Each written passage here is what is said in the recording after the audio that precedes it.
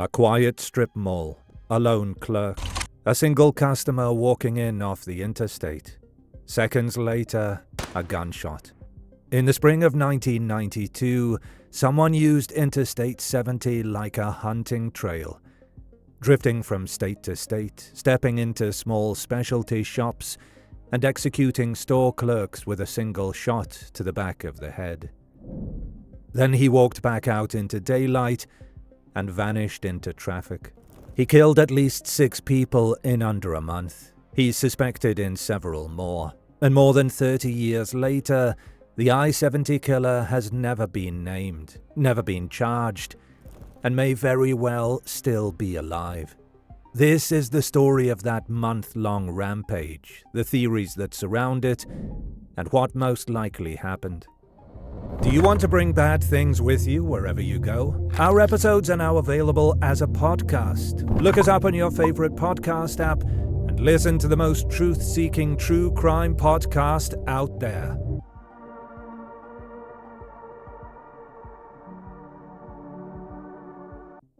April 8, 1992, Indianapolis, Indiana. The spree starts in a Payless shoe source on the east side of Indianapolis. 26-year-old Robin Fuldauer is managing the store alone. Her co-worker called in sick that day. Sometime around 1:30 p.m., a man comes in. Customers later report nothing unusual. By around 3 p.m., Robin's body is found in a back room, shot once in the head. Less than $100 is missing from the register. There are no witnesses to the moment of the murder, no security cameras, and only a .22 caliber shell casing left behind. At this point, it looks like a tragically simple robbery homicide. April 11th, 1992, Wichita, Kansas. 3 days later, and about 685 miles away along the highway, the killer strikes again. La Bride d'Elegance, a bridal shop in Wichita, is still open after hours for a customer picking up a cummerbund. Inside are the owner, Patricia Trish Magers, 32, and employee Patricia Smith, 23. A man enters. The women probably assume he's the customer they're expecting. Not long after, the real customer arrives. He walks in and finds a man inside with a gun. The stranger tries to lure him toward the back of the shop. The customer refuses, backs out, and leaves. Terrified, he doesn't call police for over an hour. When officers arrive, both women are found in the back room, shot in the back of the head. Cash is missing, but again, it's a small amount. The customer who escaped gives a detailed description. A slender white man, mid-20s to 30s, 5'7" to 5'9", with sandy or reddish hair, lazy eyelids, and a gaunt look. He's carrying what looked like an Uzi-type gun. Police now have their first composite sketch of the I-70 killer. April 27, 1992, Terre Haute, Indiana. 2 weeks later, the killer is back in Indiana. Sylvia's Ceramics, a small shop in Terre Haute, just off I-70, is normally run by Sylvia McCown. But that day, her 40-year-old son, Michael Mick McCown, is minding the store. Mick has shoulder-length hair and is working alone. In late afternoon, a customer finds him shot once in the back of the head, near shelves of pottery. The scene is the same. No sign of a struggle, a tiny amount of money gone, and a .22 shell casing on the floor. Mick is the only male victim in the series. Investigators suspect the killer either saw his long hair from behind and thought he was a woman, or assumed Sylvia, whose name is on the sign, would be working. Either way, it looks like he killed the person who happened to be there, rather than targeting Mick specifically. By now, ballistics testing confirms what the detectives already suspect. The same .22 caliber weapon has been used in all 3 scenes. A multi-state task force starts to form. The press dubs the man in the composite sketch the I-70 killer. May 3rd, 1992, St. Charles, Missouri. 4 days later, he moves to Missouri. At a Boot Village shoe store in St. Charles, 24-year-old Nancy Kitzmiller is working a Sunday shift she wasn't originally scheduled for. She covered for a co-worker who wanted the day off. Sometime in the early afternoon, a customer finds Nancy in the back, shot once in the head. Small cash loss, no obvious motive beyond murder. By this point, the pattern is impossible to ignore. Small specialty shops, near major highways. Lone clerk, usually a petite brunette woman. One shot to the back of the head with a .22. Very little money taken. The FBI is called in. A profiler notes that the killer's main motive appears to be the act of killing itself, not robbery or sexual assault. May 7th, 1992, Raytown, Missouri. 4 days later, the last confirmed I-70 murder. In Raytown near Kansas City, 37-year-old Sarah Blessing is working alone at a gift shop called Store of Many Colors in a small shopping center just off I-70. Next door, a video store owner sees a man walk past his shop and step into Sarah's. Moments later, he hears a pop. The man steps back outside and sees the same stranger walking away. A grocery store clerk watches him climb a small embankment toward the interstate and disappear. When the neighbor checks Sarah's store, he finds her on the floor, shot once in the head. Within days, detectives in Indiana, Kansas, and Missouri formally link all 5 scenes, 6 victims, and hold joint press conferences. The weapon is identified as a rare Irma Werker ET-22 .22 caliber pistol, an odd, long-barreled German gun modeled after a World War I era Luger. He has killed 6 people in 5 cities in just 29 days. Then, nothing. The confirmed I-70 killings stop. Suspected Texas victims, 1993 to 1994. Investigators' relief is short-lived. In 1993 and 1994, 3 more shootings in Texas look uncomfortably similar. Mary Ann Glasscock, 51, killed at Emporium Antiques in Fort Worth in September 1993. Amy Vess, 22, killed at a dancewear shop in Arlington in November 1993. Vicky Webb, 35, shot in the neck at an alternative gift shop in Houston in January 1994, but survives by playing dead. Again, these are small stores near interstates. Again, lone female clerks. Again, short-barrel handgun, quick shot, minimal robbery. Vicky later tells reporters that the man suddenly pulled a gun and shot her without warning, then left her for dead on the floor. However, ballistics testing in Texas shows a different weapon from the Irma used in the Midwest. That splits investigators.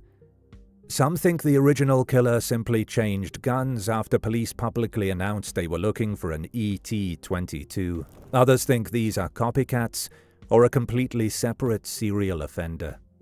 November 30th, 2001. Terre Haute, Indiana. Possible return. Almost a decade passes.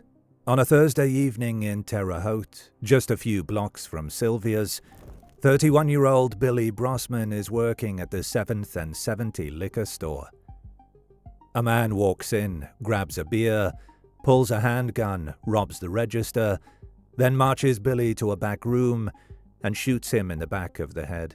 The killer leaves behind both the beer and some of the cash. Robbery clearly isn't the real motive. This time, there's something the I-70 killer never had to worry about in 1992. Clear surveillance footage. The camera captures a middle-aged white man, slender build, with the same long, narrow face and drooping eyelids seen in the original composite, only older. The video leads investigators to a Missouri man who travels extensively for work, remodeling retail stores. A job that would have put him on interstate corridors in the early 1990s and in Terre Haute in 2001. Multiple sources say he strongly resembles the sketch and the video, and he reportedly admits being in the area at the time.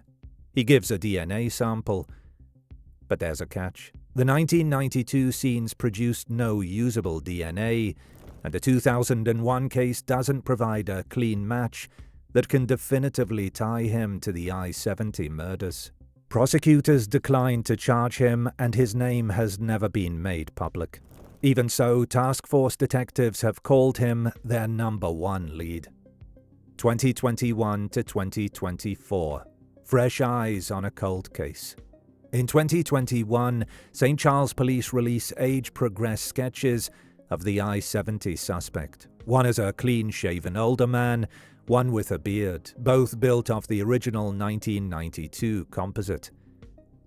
They estimate he would now be 52 to 70 years old.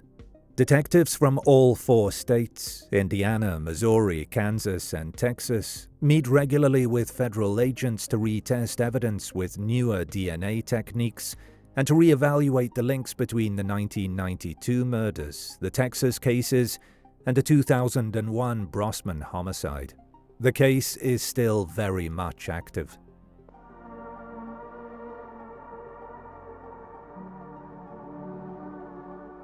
Let's walk through the major theories that crop up in documentaries, articles, and Reddit/web sleuths threads, and strip away the ones that don't really hold up.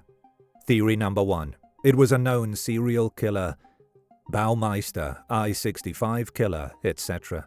Any big unsolved cluster of murders attracts crossover theories. People have suggested Herb Baumeister, the I-70 strangler who killed men in Indiana in the late 80s and early 90s, and Harry Edward Greenwell, the I-65 Days Inn killer who murdered motel clerks in Indiana and Kentucky. On paper, it's appealing. Same region, same era, multiple victims near interstates. But when you look closely, Baumeister targeted young men he met in gay bars. His known MO is strangulation and body disposal on his property, not shootings of random female clerks. Greenwell was significantly older than the I-70 composite would suggest, much taller, and his crimes included sexual assault in motel rooms, not quick executions in retail shops.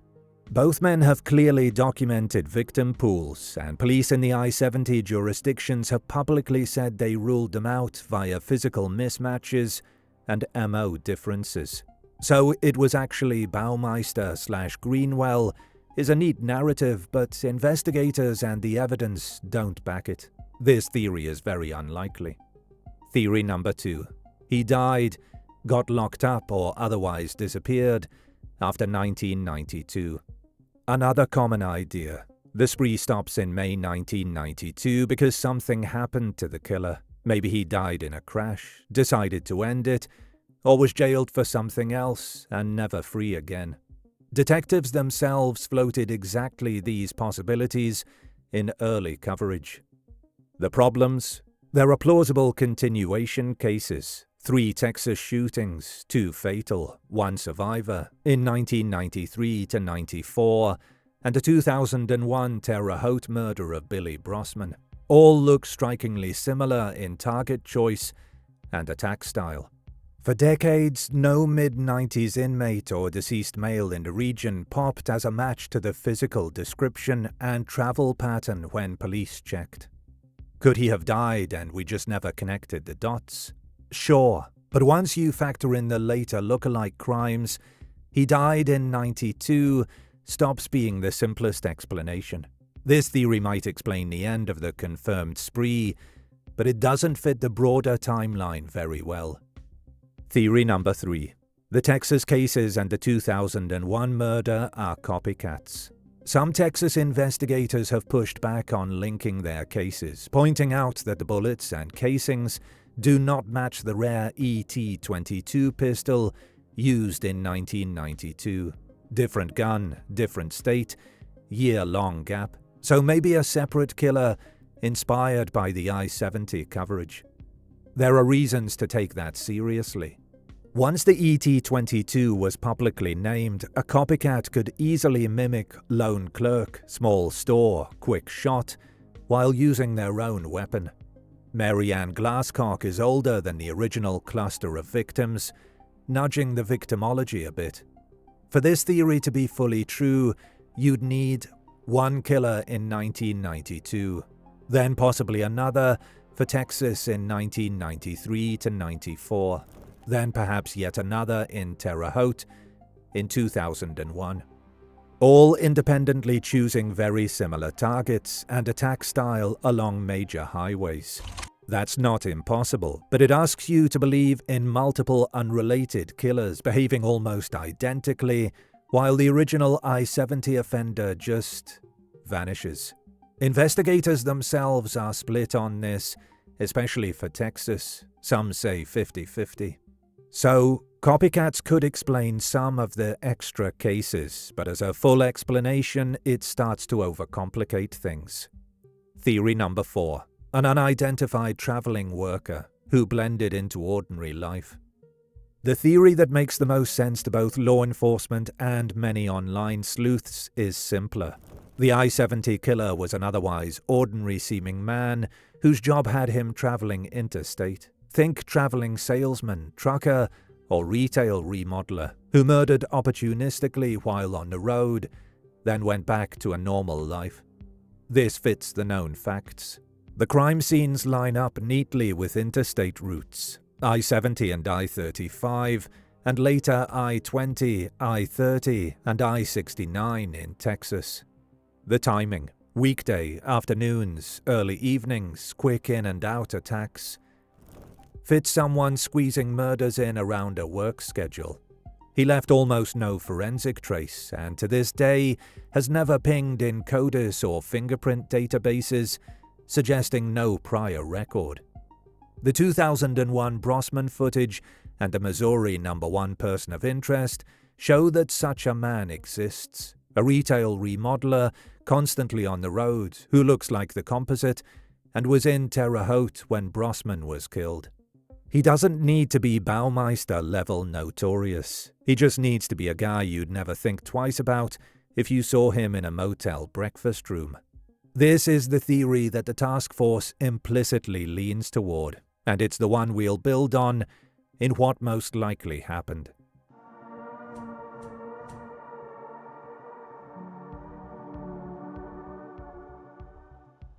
In light of everything we've gone through, the most likely explanation is that the I-70 killer was a single, otherwise ordinary man whose work kept him moving along the interstate network, and who used that mobility to act out a very specific, very contained fantasy. As we've seen in the timeline, the pattern is absurdly consistent. Small specialty shops near major highways, lone clerks, usually petite brunettes, quick execution-style shots to the back of the head with a .22, and token amounts of cash taken that don't make sense as a real robbery. That combination points to a core motive that isn't money, rage, or even a classic sexually motivated serial killer. It points to someone who is addicted to the act of killing itself, the power and risk of stepping into a normal business, ending a life in seconds, and then slipping back into traffic as if nothing happened. The simplest way to reconcile the geography and timing is that this man's legitimate job put him on those roads anyway. A traveling installer, truck driver, or retail remodeler doesn't look suspicious crossing state lines. He's supposed to be there. On certain days in the spring of 1992, when his work brought him through Indianapolis, Wichita, Terre Haute, St. Charles, and Raytown, he saw opportunities that matched the picture in his head. A lone clerk, an empty shop, a back room. He didn't need to stalk one person long term. His victim type was whoever happens to be behind the counter and fits the fantasy. The rare Irma Werk ET-22 pistol fits that picture too. It's not the kind of gun you buy off the rack for street crime. It's the kind you inherit from a relative or pick up at a show because you like oddball firearms. It suggests someone who had access to that weapon in his ordinary life, long before the murders. When he finally crossed the line into killing, he reached for the gun he already had. The fact that he kept using a finicky, uncommon pistol through multiple murders, even though it risked tying all his crimes together, hints at some emotional attachment to it. A kind of ritual object in his fantasy, rather than just a disposable tool. Occam's razor helps with the biggest structural questions. We don't need 3 different people to explain 6 nearly identical murders in 4 states, over 29 days in 1992. 3 very similar Texas cases in 1993 to 94. And a near-carbon copy execution of a clerk in Terre Haute in 2001 by a man who looks like an older version of the composite and behaves in the same way. The cleanest explanation is one offender with a long cooling-off pattern, not a relay race of copycats. When his work or life kept him on the road and his internal pressure was high, he killed. When something in his life shifted, a new relationship, a child, a stretch of steady work, or a close call like a surviving victim, he stopped for months or years at a time.